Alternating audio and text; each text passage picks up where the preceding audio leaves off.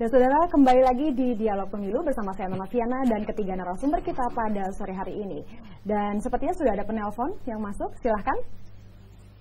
Selamat sore Bu. Selamat sore, dengan siapa? Made Bukit, yang Pak Made Bukit. Made Bukit dari Jimbaran. Baik, Bapak Made Bukit, silahkan. Begini, selamat sore Bapak narasumber sareng tiga. Selamat sore. Tiang Made Bukit saking Jimbaran iki matur sidik tengah-tengah nggih.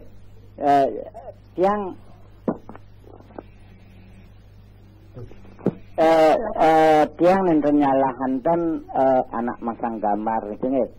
Jika nih masang gambar nih kalau liar nih kadang-kadang jarang nih yang lihat karena dia lebih dahulu sudah mendapat di daerah yang dia pasangi gambar nih pernah yang tanyakan pada seseorang nih karena dia tuh mendapat sumbangan 10 sampai 20 juta satu gambar nih umpamanya tiang berdua lebuh kan lebuh tiang itu kebetulan rumah tiang di pinggir jalan kan karena lebuh itu kan memang batas antara pagar rumah dengan jalan.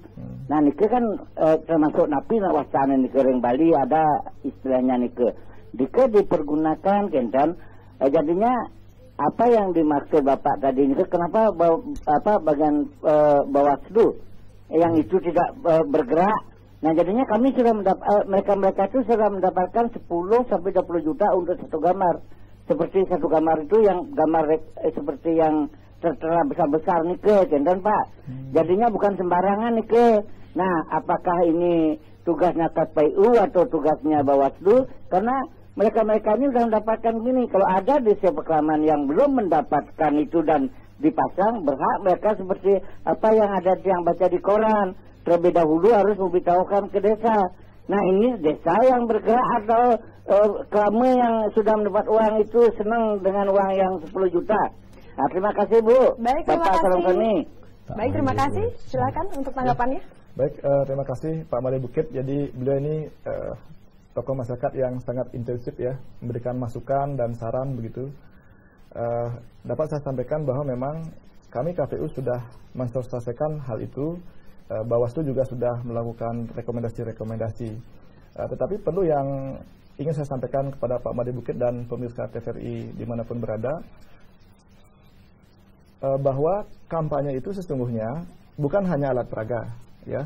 Jadi menurut ketentuan di KPU ada kampanye tatap muka, kalau Bali mungkin mesti kerama ya, dan lain sebagainya. Door to door itu mungkin yang lebih efektif. Jadi tinggal bagaimana pelaksanaannya disesuaikan dengan ketentuan yang ada. Jadi ini yang penting untuk kami sampaikan bahwa ada banyak metode kampanye yang tentu bisa jadi lebih simpatik dan lebih mengena kepada masyarakat gitu. Nah, silahkan itu tentu metode mana yang dipilih akan menjadi kewenangan daripada peserta pemilu. Nah, kami ingin menyampaikan dan menghimbau agar itu dilakukan dengan ketentuan yang ada. Nah, bahwa kemudian ranah publik dan privat, jadi kami KPU sudah membahasnya dengan Bawaslu Bali juga. Memang aturan KPU itu adalah di ranah publik ya, di ranah umum begitu. Tapi apapun itu tetap memperhatikan estetika, karena kita masyarakat Bali yang tentu sangat menjaga hal ini. Jadi dengan demikian kita berharap kampanye itu tetap tertib. Dan sekali lagi saya ingin sampaikan bahwa ini adalah persoalan kesadaran dan persoalan persepsi publik. Jadi jangan sampai karena agak ngotot begitu ya, memasang atribut yang juga belum tentu keefektifannya. Nah ini menimbulkan berbagai hal-hal yang tidak kita inginkan. Jadi itu yang ingin saya sampaikan bahwa ada banyak alternatif atau model di dalam caleg atau partai politik itu melakukan kampanye. Baik, terima kasih untuk Bapak Nyoman Wiratmaja. Apakah Anda... Baik, menarik ini dari Pak Made Bukit. Jadi kalau kita bukan lagi bicara di aras yang mengawang-awang kayak tadi ya, regulasi kemudian penerapannya mengambang. Begini, kalau kita lihat lebih menukik sekarang, modus orang memasang gambar gitu, modus. Kalau ada satu tokoh di satu wilayah, dia mempunyai satu warna tersendiri gitu, entah merah, kuning, biru. Walaupun dia punya di wilayah itu dan yakin 90% memilih dia juga masang gambar di semua pojok dan hampir semua pohon. Karena apa? Itu untuk menunjukkan saya mempunyai wilayah kekuasaan di sini. Sehingga yang lain agak malu-malu masuk gitu. Jadi ini ada semacam benteng pertahanan biar orang lain tidak masuk. Hati-hati kalau masuk sini, pasti habis bisa gambar atau spanduk ini gitu. Itu salah satu modus kenapa apa yang dicatat oleh Bawaslu itu semakin banyak ada gambar. Bukan karena dia ingin menyebar di mana-mana. Kalau ada orang menyebar masang gambar sembarangan, yakin besoknya tidak jelas tempatnya gitu. Nah, ini adalah salah satu modus. Apa yang disampaikan oleh Pak Bukit tadi, itu satu modus juga. Kalau memang ada kesepakatan satu desa mendukung satu tokoh, satu partai, walaupun dekat pura, dekat balai banjar, dekat sekolah, itu tidak masalah. Karena di sana sudah hampir kompak semua. Apalagi seperti tadi, itu sudah ada semacam ya kesepakatan bargaining tertentu. Itu juga modus lain begitu. Makanya ini perlu diperhatikan dalam tingkat yang lebih real dan mikro di bawah. Persoalannya tidak sederhana dan mengambang seperti kita bicara regulasi ada, yang ngawasi ada, memberi rekomendasi ada, tapi yang menegaskan dan itu yakin tegak nggak ada jelas gitu. Ini kan persoalan. Baik, terima kasih dan sepertinya sudah ada penelpon kembali. Baik, selamat sore. Halo, selamat sore. Dialog Pemilu TVRI Bali. Baik, sepertinya terputus. Dan kita kembali lagi untuk tingkat pelanggaran. Apakah ada perbedaan tingkat pelanggaran yang di tahun 2014? Oke, ada telepon masuk lagi. Baik, silakan Dialog Pemilu. Halo. Dialog Pemilu. Baik, bisa kami lanjutkan. Apakah ada perbedaannya untuk tingkat pelanggaran dari 2014 dengan pemilu-pemilu sebelumnya? Ya, pertanyaan tingkat pelanggaran gitu ya. Jadi sulit juga kami jawab gitu. Yang jelas kami di pengawas pemilu bertugas untuk menangani atau mengawasi seluruh tahapan itu agar berjalan sesuai dengan aturan. Kalau tidak sesuai dengan aturan berarti kategorinya menjadi pelanggaran. Nah, pelanggaran itu oleh undang-undang diatur ada yang pelanggaran yang bersifat administrasi, pelanggaran yang tindak pidana pemilu, pelanggaran yang mengarah ke kode etik bagi penyelenggara kalau dia melanggar profesinya sebagai penyelenggara kan. Baik. Dan terakhir ada juga bukan kategori pelanggaran tapi kemungkinan terjadi sengketa. Baik, ya. Terima kasih Bapak. Sepertinya sudah ada penelpon masuk kembali. Selamat sore, Dialog Pemilu. Selamat sore. Selamat sore, dengan Bapak siapa? Pak Made Tanjung. Bapak Made Tanjung di mana? Di Denpasar. Baik, Denpasar. Silakan tanggapannya.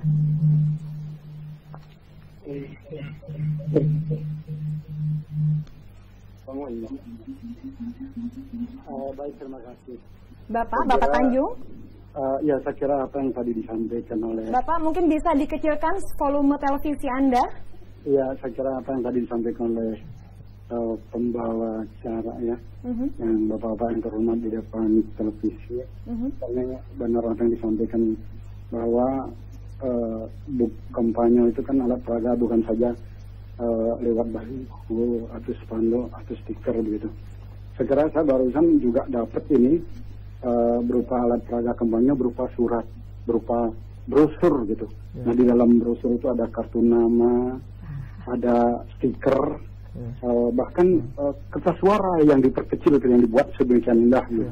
Ini kan salah satu juga bagian dari sebuah kampanye yang simpati. Mungkin beberapa masyarakat tidak senang kepada melihat baliho spanduk yang bersebaran begitu banyak gitu. Nah, itu juga salah satu kampanye yang luar biasa. Misalnya yang luar biasa mereka menyampaikan, mungkin di Penanggasa juga sudah terima itu lewat brosur seperti itu. Ini kan luar biasa. Nah, di satu sisi saya kira yang menjadi banyak pemikiran buat kita keamanan, terutama keamanan, bahwa selama ini khususnya di Denpasar saya kira kampanye maupun pemasangan baliho sangat aman, tidak terjadi seperti yang tahun-tahun sebelumnya. Tidak ada perusakan baliho maupun alat peraga yang lain begitu di Denpasar. Nah, mari kita jaga itu yang pertama, bahwa di satu sisi ada alat baliho yang dari LSM, dari ormas itu, ya kan tidak diatur. Nah, ini mari kita jaga juga bersama, karena selama ini di Denpasar khususnya pemasangan baliho terlibat kampanye alat peraga ini sangat aman gitu ya. Jadi tidak ada terjadi sesuatu salah dengan baik pihak pemasang maupun pihak-pihak yang lain, baik dari caleg maupun dari masyarakat. Nah, sekali itu yang menjadi perhatian kita bersama, keamanan itu yang paling penting. Terima kasih. Baik, terima kasih Bapak Made Tanjung di Denpasar. Mungkin bisa langsung Ya, baik. Terima kasih Pak Made. Jadi saya kira apa yang beliau sampaikan benar demikian ya. Jadi bahwa kampanye itu ada istilah di samping alat peraga, tentu ada pertemuan terbatas, kemudian ada tatap muka. Kalau di Bali Musim Kerama ada juga penyampaian bahan-bahan kampanye. Baik, Bapak, Mungkin dengan memberikan kartu nama, kemudian brosur-brosur visi misi dan program, jangan-jangan itu juga salah satu bentuk yang efektif gitu. Jadi itu kami KPU mempersilahkan tentu dengan tetap memperhatikan aspek. Jadi misalkan kalau brosur bagaimana jangan di jalan-jalan ya bertebaran begitu. Jadi tentu kebersihan lingkungan juga menjadi perhatian. Sepanjang itu dilakukan demikian, ketentuan memperbolehkan. Ya tentu kami tidak akan mempersoalkan itu dari aspek penyelenggara begitu. Dan tentunya cara tersebut mungkin agar tidak mengganggu masyarakat juga tentunya, ya Pak ya. Betul. Ya. Baik, terima kasih. Dan saudara, bagi Anda yang ingin berpartisipasi atau bergabung bersama kami, Anda bisa melalui Twitter yaitu @dialogpemilu dan juga SMS Dialog Pemilu di 087861344829 dan bisa masuk ke website kami di www.dialogpemilu.com. Dan saudara, masih dengan 3 narasumber kita di Dialog Pemilu, kami akan segera kembali setelah pariwara berikut. Tetaplah bersama kami.